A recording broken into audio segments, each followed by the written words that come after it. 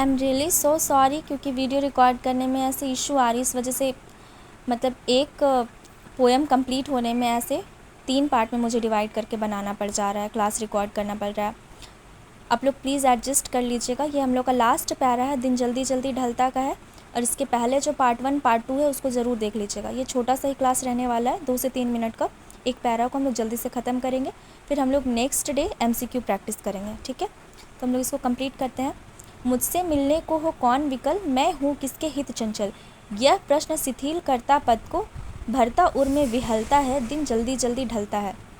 विकल मतलब हो गया बेचैन, शिथिल मतलब हो गया धीमा, विहलता मतलब हो गया व्याकुल, हित मतलब हो गया भला करना, पद यानी कि कदम या पैर, उर यानी कि हृदय। तो कवि कहते हैं कि मेरे साथ भी कुछ कुछ ऐसा है, लेकिन थोड़ा सा फ़र्क ये है कि मेरे घर में इंतज़ार करने वाला कोई नहीं है, मुझसे मिलने के लिए कोई बेचैन नहीं है, अर्थात मेरे मंजिल पर इंतज़ार करने वाला, मेरा भला चाहने वाला कोई नहीं है। इस कारण से मेरा जो कदम है वो जल्दी जल्दी नहीं चलता है, बल्कि वो धीमा पड़ जाता है, और इसी बात की बेचैनी मेरे अंदर विद्यमान है, मेरे हृदय में बेचैनी हो जाती है। तो दिन तो जल्दी जल्दी ही ढलेगा, उसका परिवर्तन होना निश्चित ही है। कवि का उद्देश्य इस कविता के माध्यम से यही बताना है कि हम लोग चाहे सुखी रहे या दुखी रहे, हम अपनी मंजिल की तरफ आगे बढ़ रहे हैं या पीछे हट रहे हैं, इससे कोई फ़र्क नहीं पड़ रहा है। समय परिवर्तनशील है, दिन तो जल्दी जल्दी ही ढलेगा।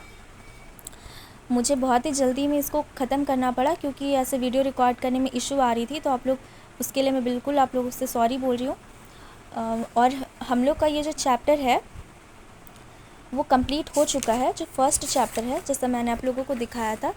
आप लोग इसी तरह से इंडेक्स बनाइएगा।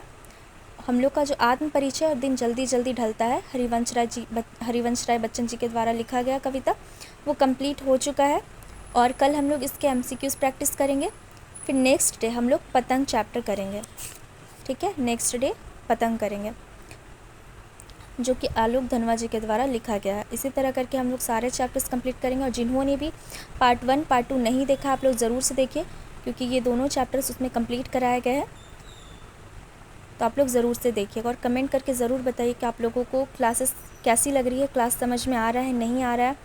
और आप लोग अगर PDF चाह रहे हैं तो मैं बना करके आप लोगों के लिए इसे चैनल पे प्रोवाइड कर दूँगी, तो आप लोग कमेंट करके ज़रूर बताइएगा। Thanks for watching. तो हम लोग कल मिलते हैं इसके MCQ प्रैक्टिस क्वेश्चन के साथ में। Thank you, bye bye.